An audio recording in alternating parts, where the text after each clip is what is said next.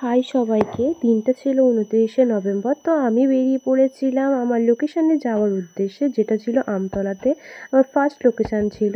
তো আমার ওখানে একটা কলকা ওয়ার্ক ছিল, আমি গিয়েই আমার কাজ স্টার্ট করে দিয়েছিলাম। দিদির পছন্দ মতন কলকা করে দিচ্ছিলাম।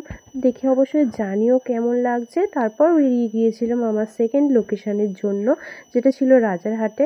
আমার ক্লায়েন্ট আসতে ১ ঘন্টা দেরি করে, তাই আমি বাইরে একটুখানি খাওয়া দাওয়া করে নিচ্ছিলাম। তারপরেই চলে গিয়েছিলাম আমার ক্লায়েন্টের কাছে। ওনার বিফোর লুকটা আমি ভিডিও করে নিই। তারপরে সবথেকে চ্যালেঞ্জিং যে বিষয়টা ছিল আমার কাছে, ওনার হেয়ার করা।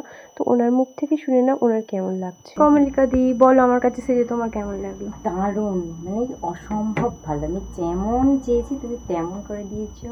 খুব থ্যাংক ইউ বললে কম বলা হবে। আমার খুব ভালো লেগেছে।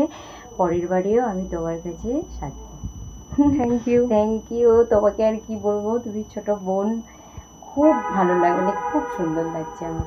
তারপরে আমার মিষ্টি ক্লায়েন্টের থেকে রিভিউ নিয়ে বাড়ি চলে এলাম। বাড়ি সব